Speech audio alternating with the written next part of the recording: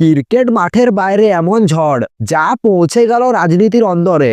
আইপিএলে কেকেআরের জার্সিতে বাংলাদেশি পেসার মুস্তাফিজুর রহমান, আর তাতেই দেশ জুড়ে তুমুল বিতর্ক। হিন্দুবাদীদের আপত্তি পেরিয়ে এবার মুখ খুললেন বিজেপি নেতা। পাল্টা হুঁশিয়ারি উদ্ধব শিবসেনার। আর ঠিক উল্টো দিকে শাহরুখ খানের পাশে কংগ্রেস দাঁড়িয়েছে, এমনকি সমর্থনের ইঙ্গিত দিয়েছে বাগেশ্বর বাবা। তাহলে প্রশ্ন একটাই, ক্রিকেট না রাজনীতি? খেলবে মুস্তাফিজ না আইপিএল আটকে যাবে? সবকিছু বলবো আজকের ভিডিওতে, তাই ভিডিওটি শেষ পর্যন্ত দেখুন। আইপিএল নিলামের রেকর্ড দামে কেকেআর মুস্তাফিজুর রহমানকে দলে নিয়েছেন।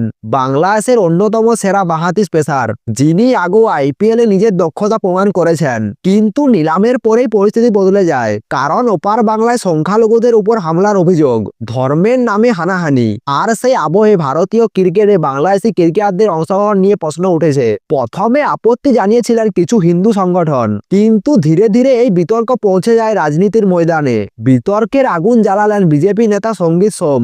এক ধাক্কায় শাহরুখ খানকে বেঈমান তকমা দিয়ে বসেন তিনি। সঙ্গীত সোমের বক্তব্য, একদিকে বাংলাদেশের হিন্দুরা মার খাচ্ছে, আর অন্যদিকে মোটা টাকায় বাংলাদেশি ক্রিকেটার কেনা হচ্ছে। ওই বেঈমান অভিনেতা 9 কোটি টাকা দিয়ে বাংলাদেশি ক্রিকেটার কিনেছেন। এই দেশে বেঈমানদের বেঁচে থাকার কোনো অধিকার নেই। এই মন্তব্যকে ঘিরে নতুন করে বিতর্ক। প্রশ্ন উঠছে, একজন অভিনেতা এবং দল মালিকের সিদ্ধান্ত কি দেশদ্রোহিতা? ক্রিকেটার কেনা কি রাজনৈতিক অবস্থান?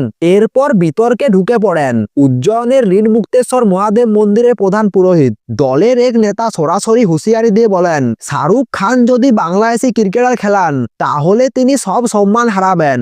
আমরা কোনোভাবেই ওই বাংলাদেশি ক্রিকেটারকে খেলতে দেব না।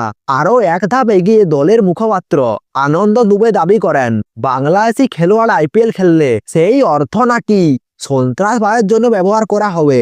এই মন্তব্যকে ঘিরে তীব্র প্রতিক্রিয়া বিভিন্ন মহলে। রাজনৈতিক চাপের মধ্যে শাহরুখ খানের পাশে কংগ্রেস দাঁড়িয়েছে। কংগ্রেস নেতা মানিকম ঠাকুর সরাসরি আরএসএস বিজেপি নেতাকে আক্রমণ করেন। মানিকম ঠাকুরের বক্তব্য, শাহরুখ খানের মতন একজন সুপারস্টারকে বেঈমান বলা দেশের চরিত্রের উপর আঘাত। ঘৃণা কখনো জাতীয়বাদ হতে পারে না।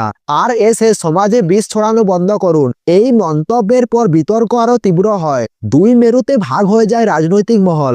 সব থেকে আশ্চর্য মন্তব্য আসে বাগেশ্বর ধামের প্রধান বীরেন্দ্র শাস্ত্রীর তরফে। তিনি বলেন, খেলার মধ্যে রাজনীতিকে ঢোকানো উচিত নয়। কোন ক্রিকেটার খেলবে সেই সিদ্ধান্ত বিসিসিআই নেবে।